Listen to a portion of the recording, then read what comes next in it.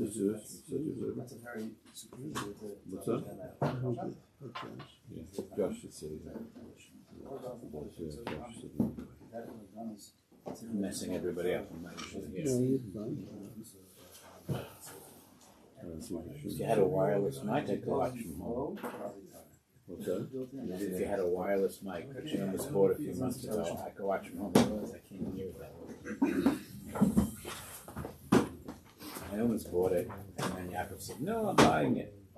Okay. They're not that expensive. It was like $35. A wireless mic for that. Sorry, Jeff. Otherwise, it's a camera mic. You get us much better than you.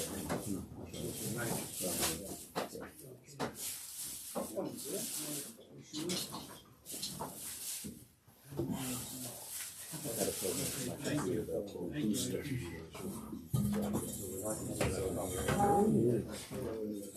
But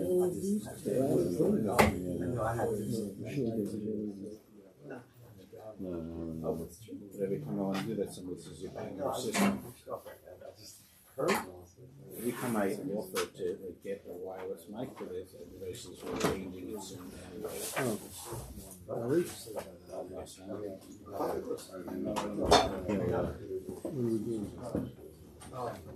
She wasn't putting the whole book in the whole system. She's going to refund. This once I was up, it was For 2 years. I understand that.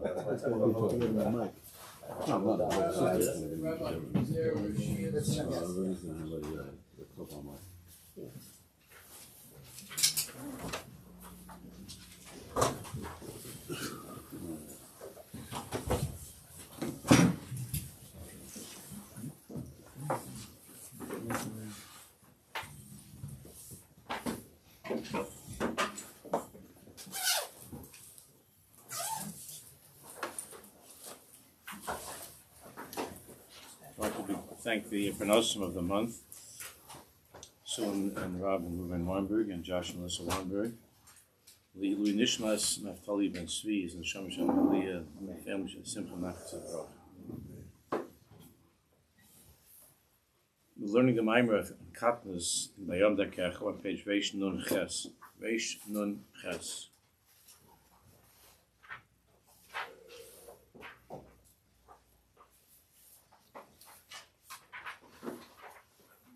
The avodah of Katniss. Katniss is not an empty space in our lives. It's a time for a different type of an avodah, and that's what we're talking about. Different strategies, ways to act, ways to think during a time of Katniss. So on page Reish Nun Ches, Gimel, Sif Gimel. Lo lifnois l'lam hazo shkarov. Kishoiver al adam kvedus halev. When a person is going through a time where the heart is heavy. Ve'no margish klal tam ruchni. And the person doesn't feel any tam ruchni, any taste in his ruchnius. Doesn't feel. Ve'no margish klal tam ruchni. Now we're going to talk in the next mimer about how to strengthen one's tam ruchni, but invariably with all of the shtadlus that we make. There are times where a person does not feel any tam ruchni, very little, and there's a kvedus halev. What happens is often is az bo hayetza rasha, since it's the nature of a person to crave tanugim, it's the deepest need of a nishmas Yisrael is to enjoy, is to have pleasure. Of course, the tachlis of that is to have a tanug ruchni. Like the Ramchal begins in Mesilas Hashem, it's l'sa'aneg al Hashem. That's the greatest longing of the soul and the nature of the soul is to l'sa'aneg al Hashem.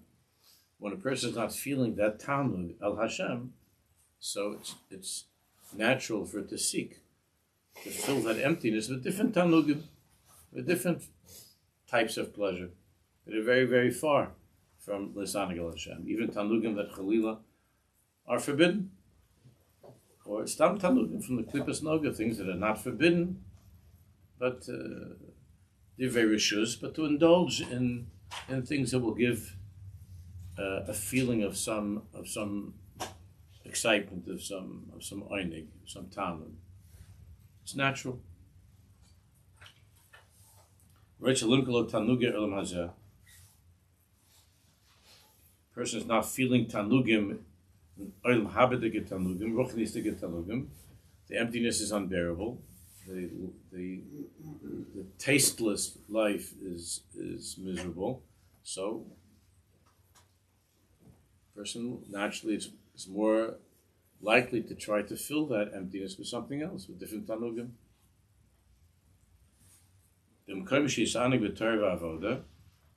Instead of filling the quota of tanug with learning and with the avodas Hashem, Yitzhahara instead recommends, like a different reading list, Yeah. a different menu of tanugim chitzonim, of tanugim of this world. Umenasa l'shachno, and tries to convince the person shemehem yi'elo hagosha tavi, that this will give you a good feeling. This will give you a hargasha tova, and will light up your life. Menucha l'nafsho, will give you menuchas and nefesh. Now, this person obviously is very vulnerable right now because he's in a place of hechpadati libo, and a feeling of emptiness. So he's very, very vulnerable because he wants very much to have to feel something to fill the void of his life. And there have never been as many options as there are now. What was a person, there have always been options. The Yitzhahara, the Nachash has been here for a long time. But there weren't as many and as colorful options in the past. If you lived in some shtetl in 1840, there wasn't that much, doing. But nowadays there are many, many options, and you don't have to you don't have to leave your dalaramas. You just pick up your weapon, and you have everything there. So a person is looking to fill that emptiness. So what does one do? First, you have to understand why is it that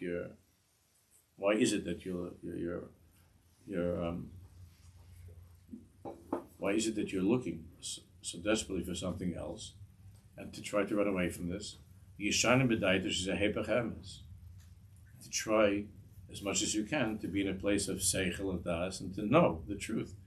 That this is hepech ha'emes, this is the opposite of the truth. Because of course the truth is that all of creation, everything that exists, is just a lavush that's concealing, that's covering elokus. And there's nothing in the world that has its own or that can give you something that will fill that void other than elokus. It might give you a feeling of some sort of a high or excitement for the moment, but it does not have any or atzmi that can give you that connection to the etzem of who you are. And the place of tanug is that point inside of yourself of keser, of the deepest part of who you are. Keser. Tanug comes from that, or atzmi. The atzmi is of the nefesh, of the essence of the elokus that's within you, the chelik elokamimal, and you can't get that quota of tanug from something else. You can get some excitement, you can get a thrill, you can get a high, but you cannot get that tanug that you're looking for.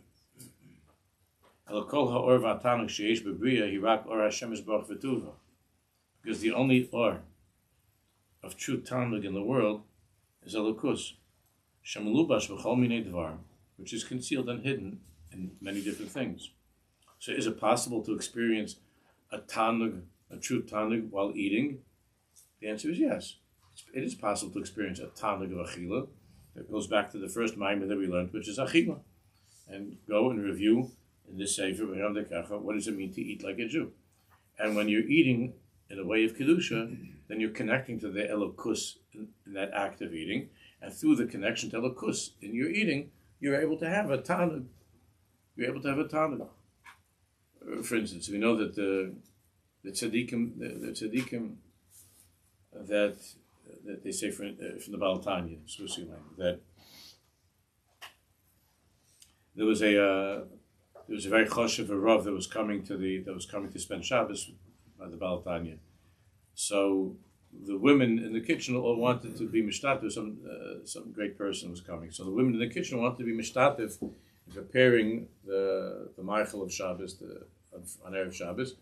So what happened was is that a few of the women quickly ran over and added some salt.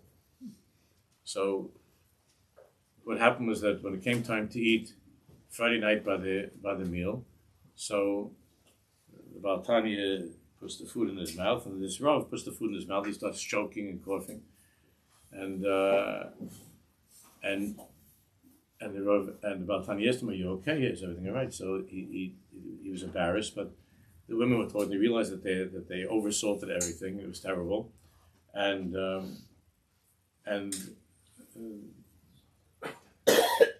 Baal Tanya didn't know what was wrong, and the Rav said, "I'm sorry. It's just everything's very, very salty." So Baal Tanya said that, and they saw that the Baal Tanya didn't have any problem eating this. So Baal Tanya said that ever since I was by the Mezritch Magid, I don't taste the taste of whatever it is, the chicken. I only taste the elokus inside the food. And you don't know what that means. It's a piece of chicken. How do you taste elokus in a piece of chicken? So he didn't react to any salt because he was tasting something different. He ate it, but he was tasting Shabbos.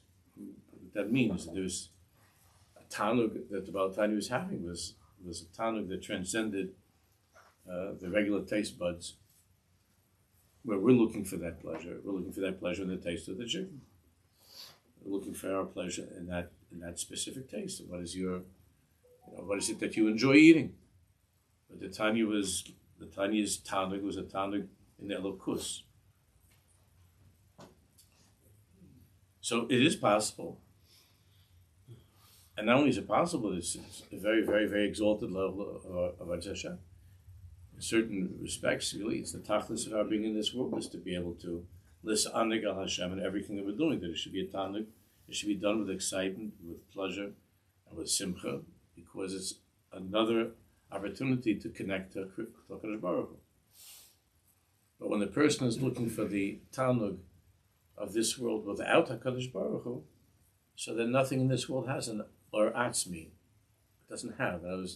Chicken doesn't have. It's just a piece of chicken. It doesn't have an or atzmi. Can it excite your taste buds for a second? The food or the drink. Yeah, it's a physical sensation that a person can have, which is malin or mastir delokus inside that piece of this world, and it can give you a moment of pleasure. But as we're going to see as we continue on, that the proof that this is not an or atzmi of elokus is that afterwards you feel nothing at all. You end up, taking some Alka-Seltzer or something, wondering why you stuffed yourself again, and how come you can't, close your shirt or something. And this, with all of the tanugim of this world, without elokus, afterwards there's just the same emptiness. It doesn't fill anything. V'hanefesh lo t'maleh. V'im chalilu yikach hana shelo b'kedusha. And if a person is trying to fill that emptiness, that craving for pleasure, with something that's lo b'kedusha, it's not a kedusha, azai lo yehana. Every one of us knows that the hana is not a real hana. It's not the real pleasure. It's not anything lasting, anything deep, or anything real.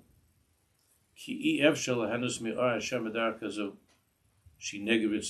you simply cannot have a Jew. I'm not talking about someone that's not Jewish. A Jew cannot have a hana, an emistic hana, with something that's kineged Ratzon Hashem. So that's, if it's something which is also, you can't have a hana pnimis. If it's something which is mutter, like a kosher piece of chicken, so there could be a momentary, there could be some sort of hana, but it's not hana pnimis. So v'yavazes haklipus belibo, page Reish Nun Tes.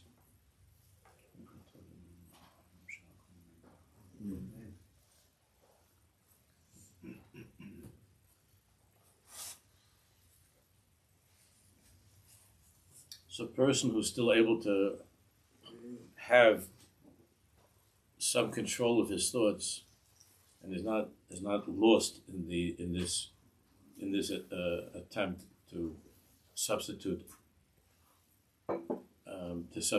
true pleasure for passing pleasure. This person still has some da'as, some seichel.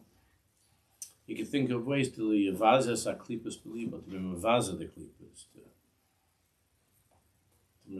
to recognize this for what it is, and to be mavazit, and to make fun of it, to make chayzik of it, of this thing that he's looking for. Ki'ilu, this is what's going to fill my life.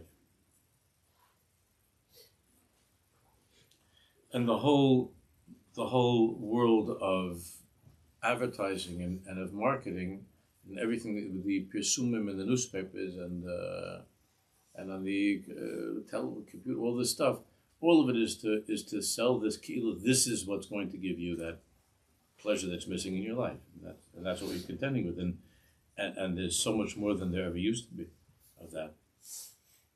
But a person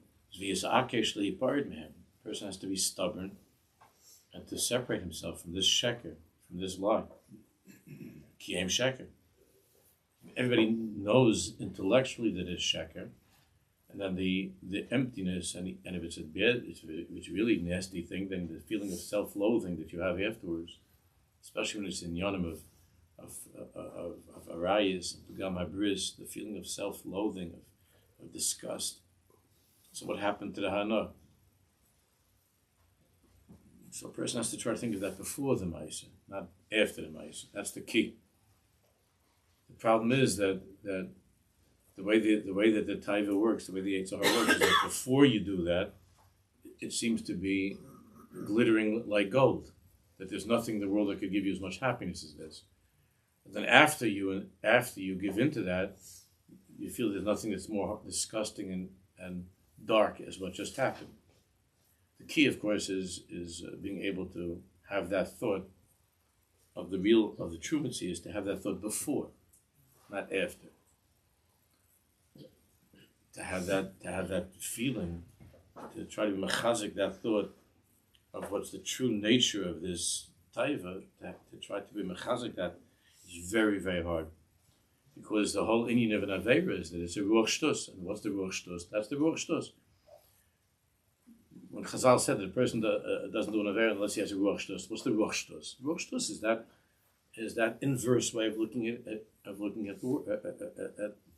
reality. And the ruach shtus is that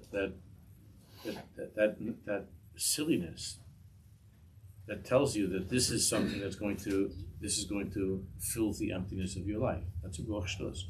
It's going to make you feel more empty. It's going to make you feel more horrible and worthless. It's a ruach shtus. And when you have your seichel, you know that it's a ruach shtus. The problem is, at that moment, you're in danger of losing your mind, of just losing your mind, losing that seichel of that you know in your seichel that this is not something that's going to do that, you know. And it could be something very simple. It doesn't have to be an issa. It could be something very simple. It could be 9:45 tonight, Leil Shabbos, Chai. Right, and you were learning a little bit, you have a sedra, and you had some good things, and you've been trying to watch your weight, and they look at there's some mezainis on the table, and it looks a little bit uneven, you know. You have a little bit sculpturing over there, just not because I'm really about taiva. It's just that it's not nice to put, the cake shouldn't be put away in such an uneven state, and then you start to get to work a little bit. It's just a little bit to even things out a little bit. Not that you take this away from the rest of the family, But tomorrow's another Suda. The family deserves to have something. After all, you're not the only person in the house. But it's not nice to put it away like that. There's a little bit of an overhang of chocolate. Shtusim, it's havalim. You can laugh and we all joke about these things. It's shtusim havalim. I'm not talking about an isser, it's a kosher piece of cake, and you make a bracha, but it's a shtusim. I have it. And for what? You're hungry? You're not hungry. You said a whole Suda. You're not hungry. How do people go much? I never understood. I'm not saying this because I'm some sort of a malach. I enjoy a good meal. How does a matzah Shabbos? I was going to pizza shops and food and this. I never understood even since I'm a kid. I never was in such an Indian. With the friends when we went someplace, maybe after we saw like a double feature in the movies and we went bowling and we were schmoozing for 2 hours, maybe I could have some French fries like 2 in the morning if the place was still open, on Main Street, maybe. But how is it possible like an hour after Shabbos, like the oilam is out there? How's that possible? It's such a world of demyonis. Such a world of shtusim, of demyonis. But that's how it works. Now, when it's something which is kosher, it's a halbatzar, but when it's something which is chalila, it's an issa. But it's a real shtus. But if a person's able to have the seichel to look at that cake and to say, this is ridiculous. This is ridiculous. This is stam at taiva. This has nothing to do with Avodas Hashem. And don't tell me, look, I want to make my one last bracha tonight. Before Hamapil, I want to make one last mezainis. It's not. It's a real shtus. And then you need to eat more because you want to make it out of that. You have to have the right shir. Yeah, that was a good one that they thought up, that one. Right? So you have to have the shir. I'm worried I suffix of a bracha l'vatola. So I have to eat the entire box. Because there's a sheet like that to finish off the box. So all of these things, and when you're in a healthy place and you're able to take a step back, which is the key, to be able to take a step back and to look at this as something, and to be able to see the ruach shtus in it. We ask our kids to do that all the time. We're always asking our kids to make right choices, to make good choices, and to be able to look at something in a sort of disengaged way and to use seichel to make the right choice.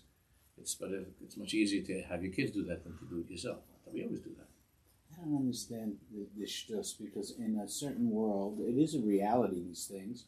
They are real pleasures. To have spiritual pleasure equal to such an easy fix of food or whatever, it's not total shtus. It's real. I mean, one would have to have such a spiritual strength to overcome it because it's not totally not there. It's there. It's physical. I mean, especially with forbidden things or whatever. It's very real. No, so that's not. Maybe no one's saying it's not real. So what does it mean when you say it's shtus? It's real, but it's the wrong pleasure. Isn't that a shtus? What do you call shtus? I hope you look at that as shtus. No, shtus. You like cartoons? No, I'm saying shtus is totally irrelevant. Cartoons are a lot of fun to watch. It's not shtus. You don't like cartoons? I mean, I'm not saying right now, but there's a lot of great shtus out there. Doesn't mean it's not real. It's real on a very, very childish, empty, base, and silly way, depending on how a much good piece of cake is all those things. It's childish and silly. I was just talking about cartoons. So the piece of cake is not childish. But if it's taken again in the wrong measure and at the wrong time, and it's a way of just satisfying something for the mouth, then it's shtus. It's total absence. Doesn't mean it doesn't exist. You're chewing it. This world does exist. That's an old debate by the tzaddikim we're not going into right now. The world definitely exists. I'm not saying it doesn't exist. It's not a shtus insofar as existence or non-existence. The shtus is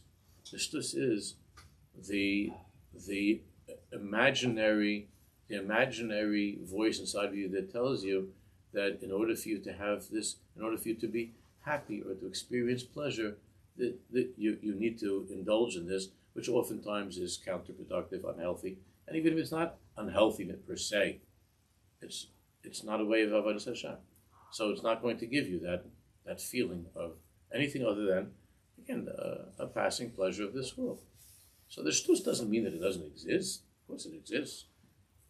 And the people that created the cartoon, they know that that's going to give millions of people, or kids, whatever, pleasure. And it's something that exists. But it was created to convince you that this is something that's going to make you happy, feel good. And it's not true, it's a sheker. Didn't it make you happy? The cartoon made you laugh. It's temporary versus long lasting. But it'll make a person happy for the time.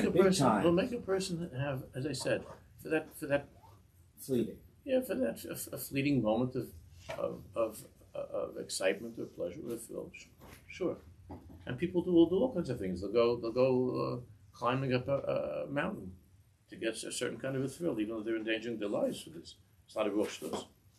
They'll go swinging on some kind of a big rubber band over an empty, over a canyon, something like that. It's not a real shtus.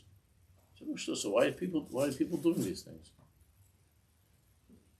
There's an emptiness, and this is an unbelievable feeling of a thrill of excitement that I'm dangling over the Grand Canyon or something, and you paid $50 to hang over the Grand Canyon, and then they lower you back onto the ground, and the rest of the people are waiting in line to hang over the Grand Canyon. So what? It's not exciting. It's not a thrill. What is it? Mazah.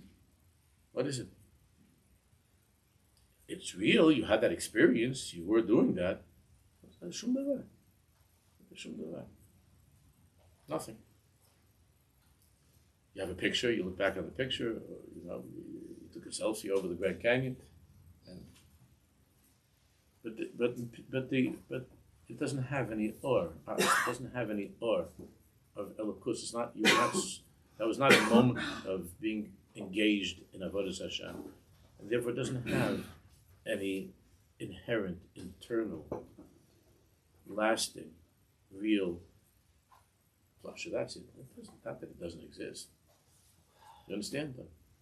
And davening and learning is supposed to give one that much and more. Absolutely. But as I said before, it could even be something in this world that can give you more, if it's a means of connecting to Hashem.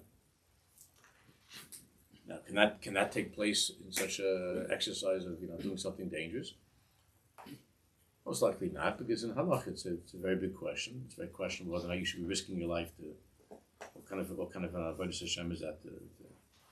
But when it comes, like I said before, like when the Baal Tanya ate, there was something very, very remarkable that was going on. And that could be with everything in life. And that not only is that permitted, but that's why we're in this world, to be able to. And as far as learning and davening and the connection of what can have to, that's in learning in Torah and in davening. There's a little more atzmi of a Baruch Hu. But if a person learns Torah without Hashem, doesn't give him that either. He might just get an intellectual pleasure because it's interesting, so he enjoys. It's also just a passing thing. Doesn't necessarily bring you closer to Hashem because you're learning the Torah. It's better than anything else you could do, but does it mean that it's going to change your life if you learn Torah without HaKadosh Baruch Hu? No, it means it's exciting. It's a thrill. This Tosfos is thrilling. This Shir, this Magid Shir says a Gavaldig Shir. This is thrilling.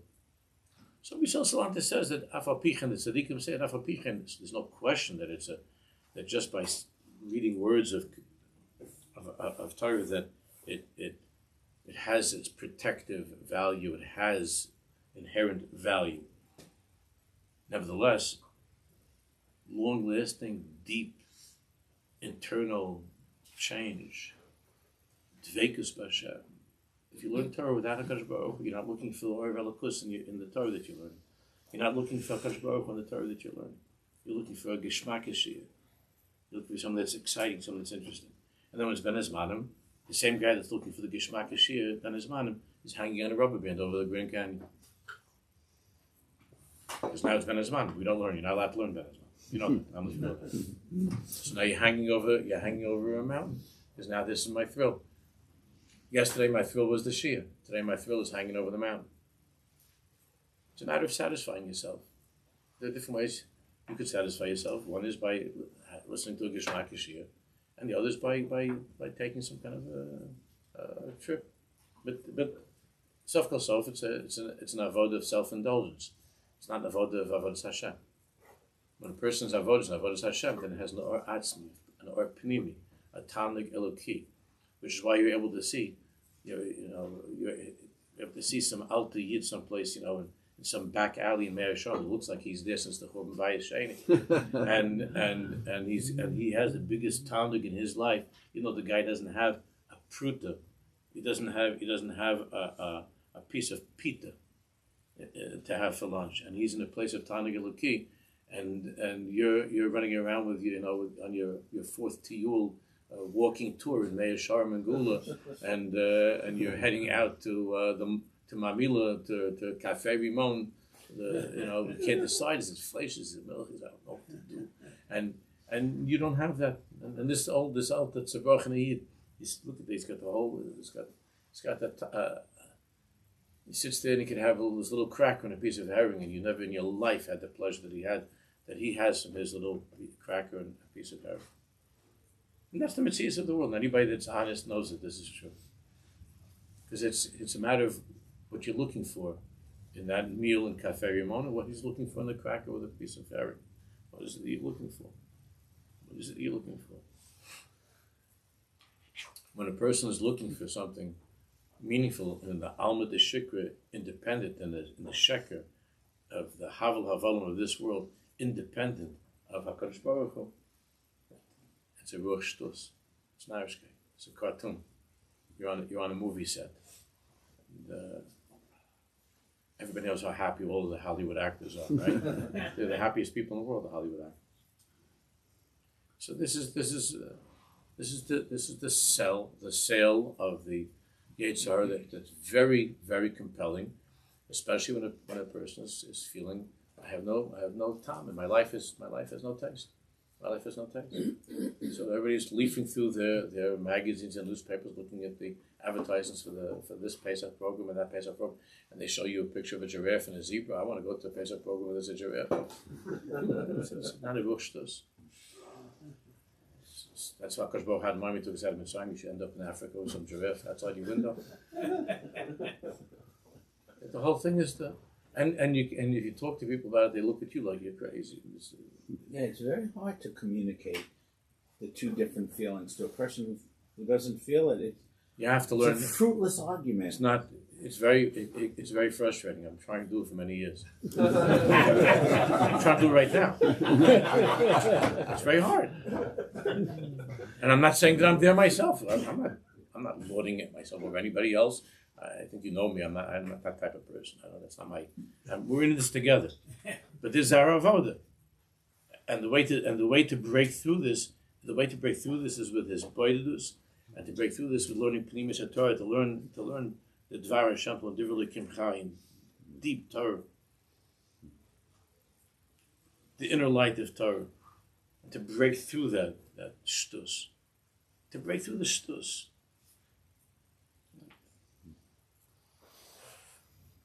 I told you once there was this Zalman Moshe Yitzchaki, this Chabad Chassid. He lived in Tel Aviv. He was a Moedik Oived Hashem. Actually, I met an anicle of his in the airport. Last year. We're talking. He's a big Chabad Chassid, the real thing. And I once told you that I saw in the Sefer that he was walking on his block. What do I mean? These Jews.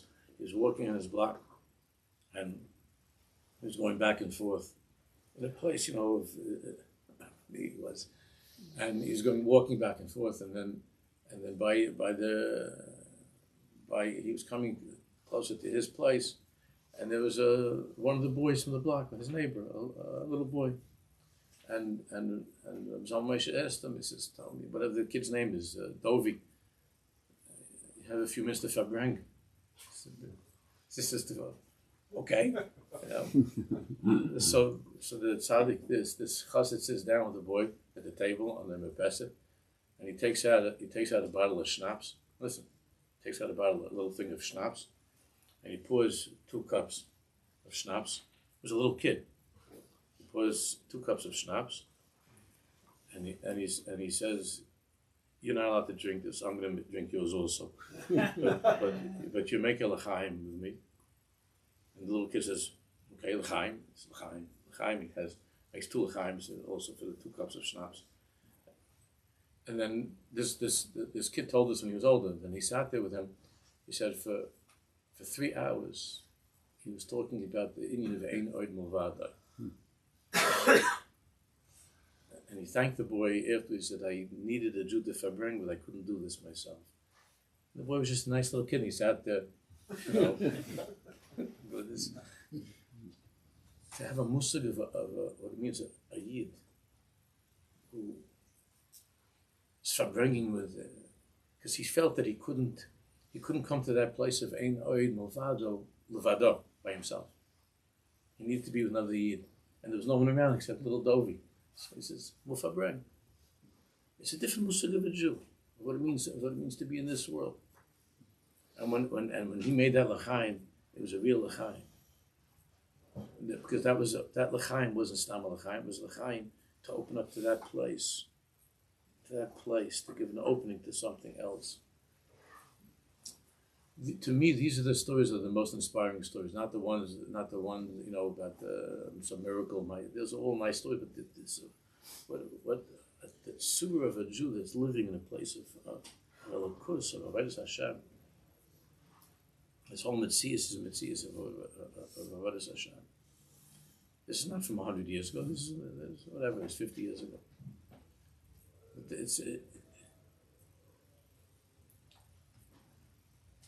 So he says, "V'yivasa klibus v'liva at the top of Reish Nun Tes. V'yisakesh li'ipard mehem ki em sheker."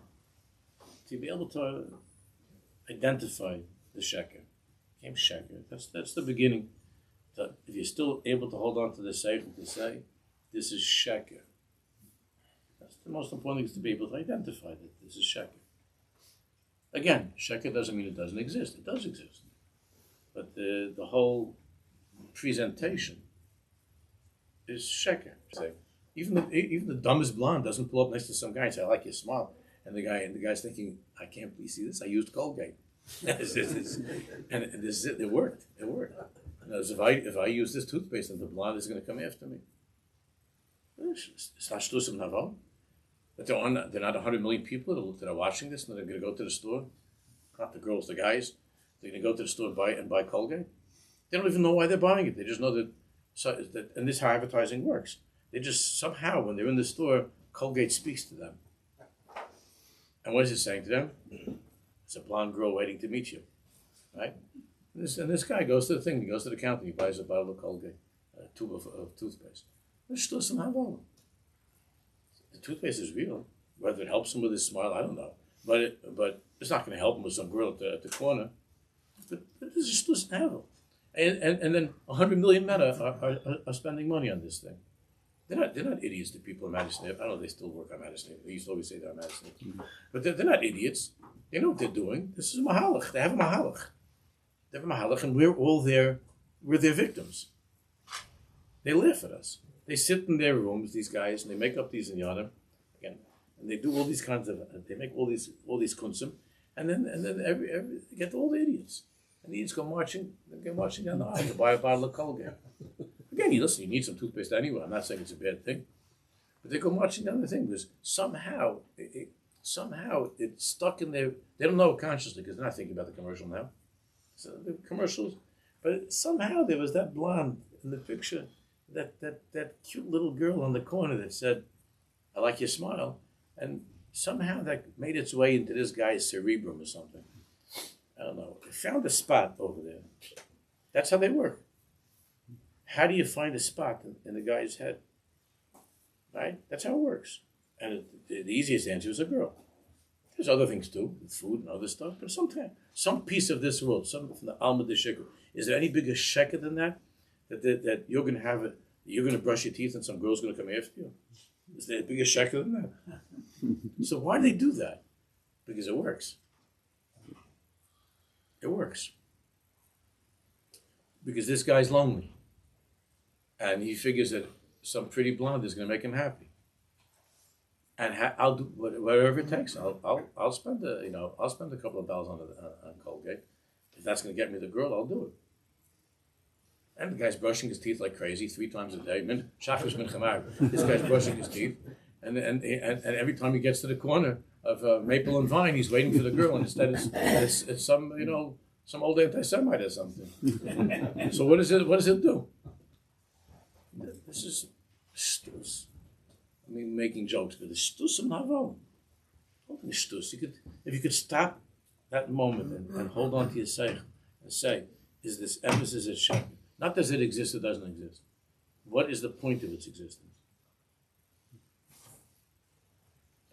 And what is it? Like we were learning the other day in the Tuesday night. And Ma'ani wrote, what is it that I want in my life? What do I want? And is this going to give me what I want? Now, if you're still able to hold on to your cycle, then the answer is no, this is a stam. Ruach shtus. It's not guy.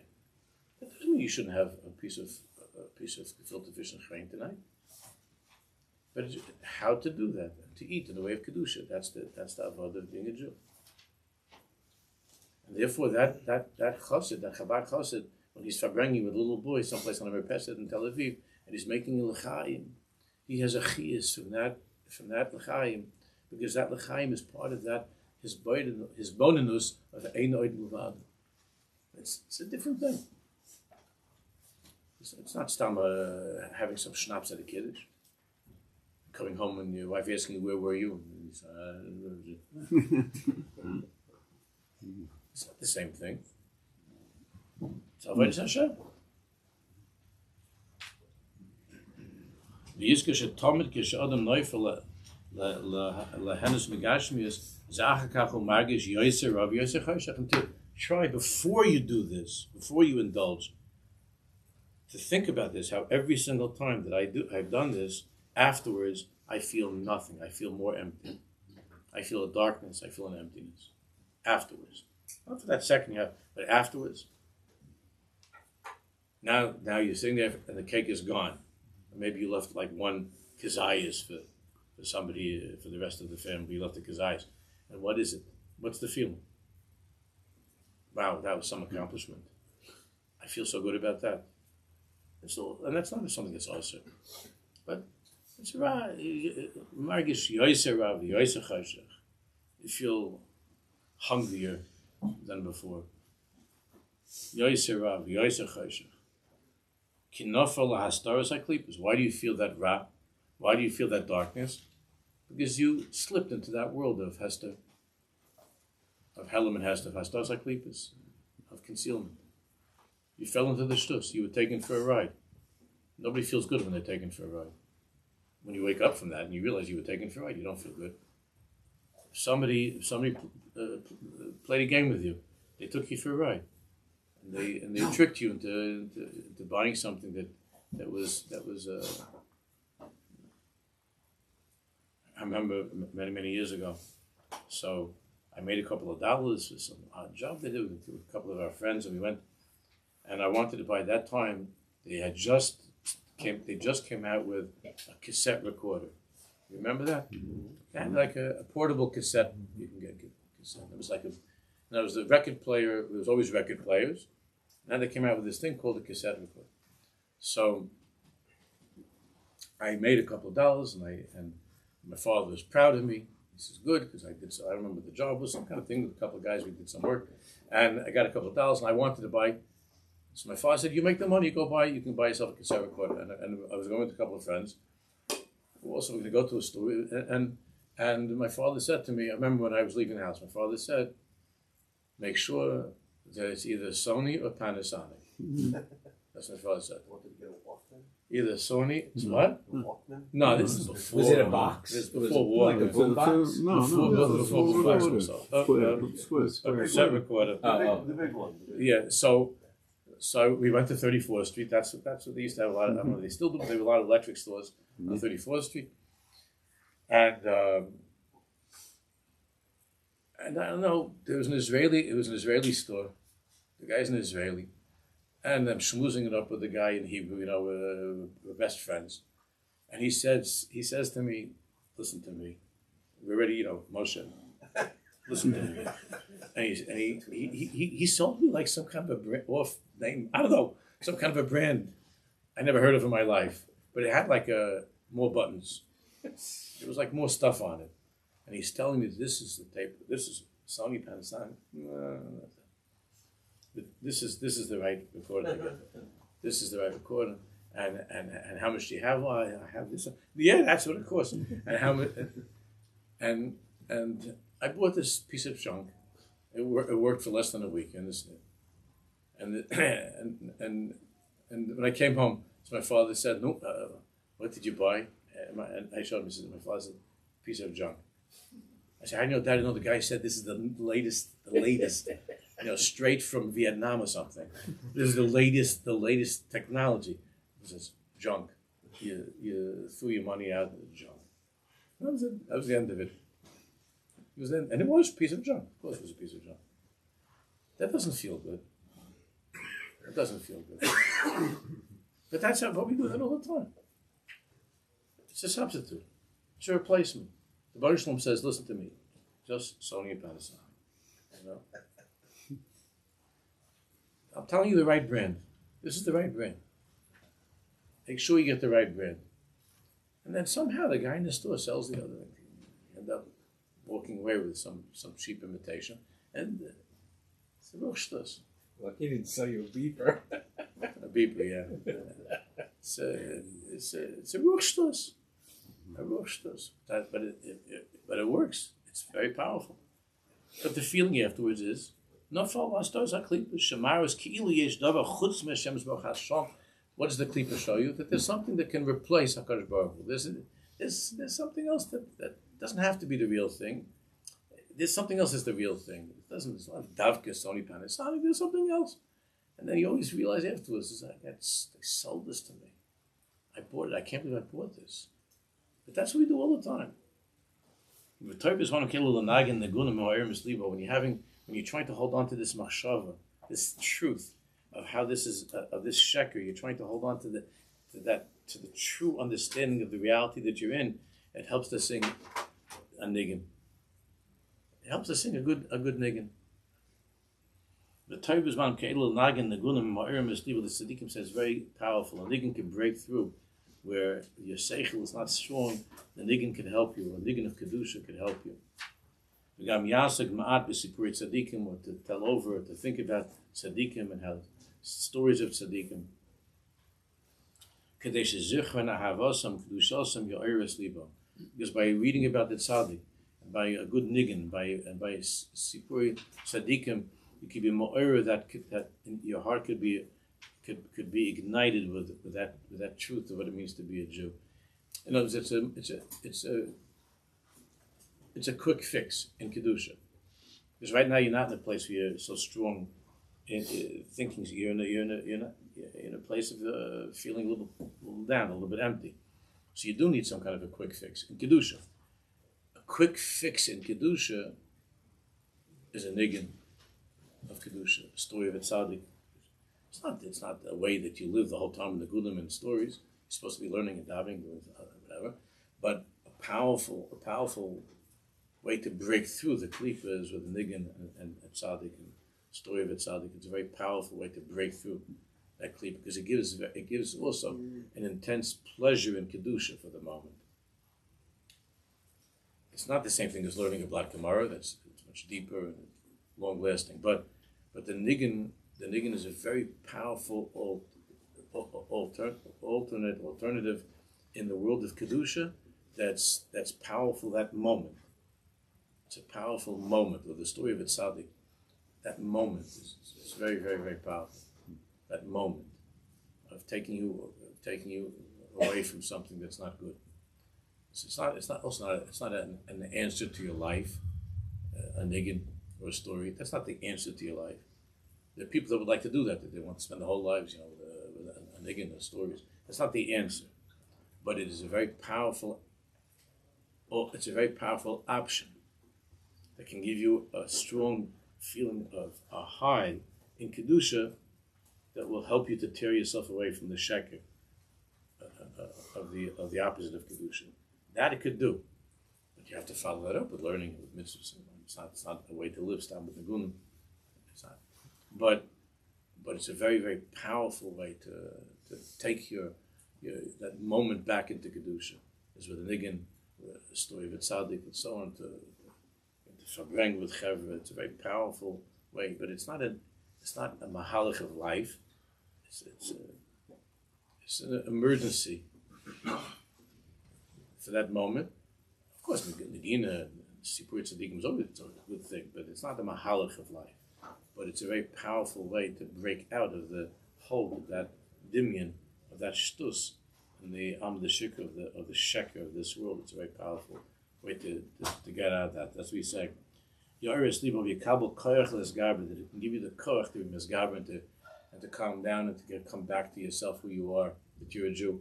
Ala taivis shemisgarbus bizmani akatnis, to come back to yourself, to that, to remember who you are, and to get back to stay put in the world of kedusha. Just very quickly, tafnun. Amnon lefam kash adam. Bali the atzus amagish tamisa mamish. Azak lutam b'ma'atmim mishmani ha'olam hazeh l'shem shamayim. Kadeshi esamech v'toiv leiv v'avad Hashem esbach. Now, we've spoken about this very often, and there's a very big thing in the Chassidish Svarim. There's a whole kuntrus shamayim based Hashem, but there are many in a lot of Svarim.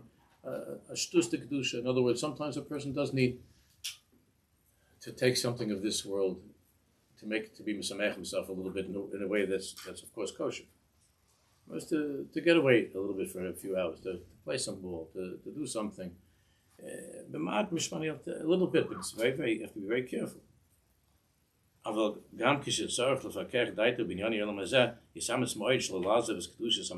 have to remember why you're doing this. And when you remember why you're doing this, it's in order to connect to Or Hashem, then it could be something then it's a good thing again, to play some ball, a little bit vacation, enjoy something that you're eating, but again, with Hashem. We learned about that a bit. You have to be careful of these three things. Aleph, not to fool yourself that anytime you're having a little bit of a challenge in life, vacation time, just get a little bit. Try to stay in what you're doing. No, you don't have to have, it's not vacation time. You're okay. To weigh this. You have to be very careful not to fool yourself. You make a certain get. I'll have one piece of cake. That's okay. So you don't have to just keep on going. I'll have an hour. I'll go play ball. Not open-ended. That's the second thing. And Gimel Yisam is to try always to have these machshavas of kedusha while you're in, to stop for a second, to have a machshava of kedusha while you're playing ball, or while you're doing that, have a machshava of kedusha.